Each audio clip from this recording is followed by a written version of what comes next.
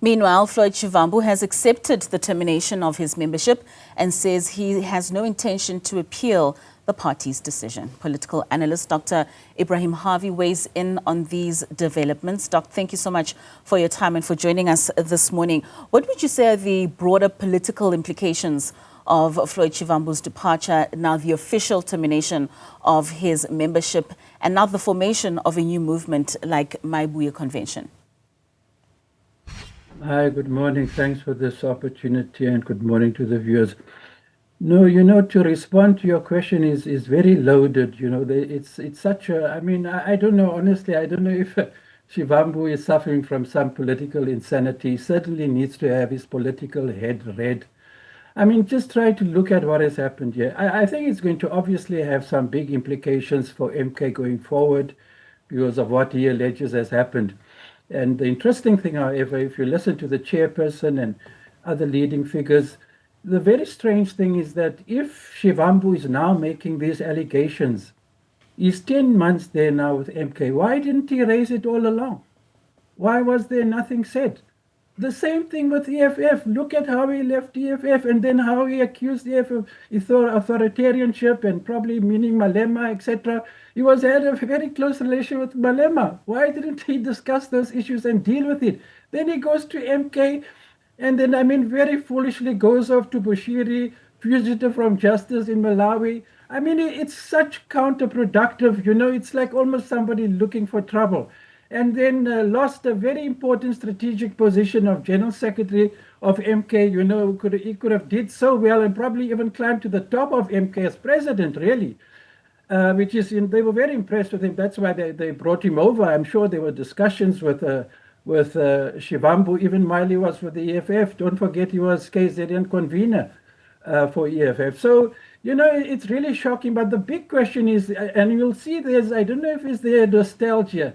Maibuya, MK is all ANC, historical terminology, So I don't know, but however, more seriously, what's going to happen to him? I don't know what will be the response of this Maibuya consultative process and the movement that is launching. It's like a plunge into the political wilderness, honestly, if you ask me. At this particular conjuncture, they talk left politics, which is why he joined, and then he comes from the EFF.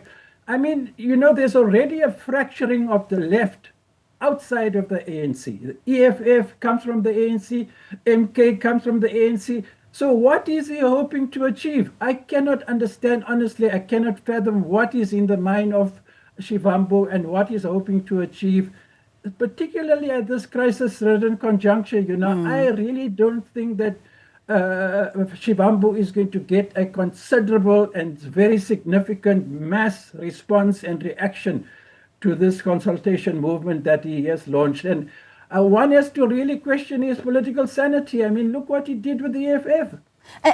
He talks about what they did in parliament, disrupted. Where did it ever surface? He's been close to Malema. Why didn't he raise it with Malema so they could do something about their parliamentary conduct? Then he goes over to MK. Then he says, no, he got the permission of Zuma to go to Bushiri. Then he dies out. MK really, look, it's been in very serious trouble in and out of court, all the accusations, counter accusations. And now to crown it all, General Secretary was down, out, and now expelled from the party. But Doc, what would you say were some of his blind spots in all the moves that we've seen in the last year, the move away from the EFF, the joining the MK party, swiftly moving up the ranks within that party, and now with this movement, like you're speaking about the Maibuya Convention, where would you say were his blind spots in this period? No, it's absolute. It's political stupidity, my dear. Let me tell you, it's absolutely bizarre. I don't think political scientists would make head or tails of what has driven the motivation of Shivambu. Firstly, he was deputy to Malema. There was talks about him clashing with Malema at the last EFF conference, and in anticipation of that, a whole lot of things happened. But he had something, and then another big thing, GS, very strategic position with the new movement organization, 12 to 15 months old. He could have climbed rapidly the ranks to the top, really echelons, the position, presidency of MK indeed. And, and now look where he finds himself. Very silly, went to Bushiri. I mean, it's like it's a death wish. It's very suicidal conduct, if you ask me. Honestly, I don't know what Shivambu is driving him and what he hopes, more importantly, in terms of the future, what he hopes to seek and secure from this consultation movement. Who's going to join that movement at this stage? I mean, the local government elections is 20 months away. It seems we have lost Dr. Harvey there speaking to us off the back of the MK party yesterday, announcing the official termination of Floyd Shivambu's membership from the MK party. Thank you, Doc, for bringing us that political view of what is happening within the MK party and for Floyd Shivambu.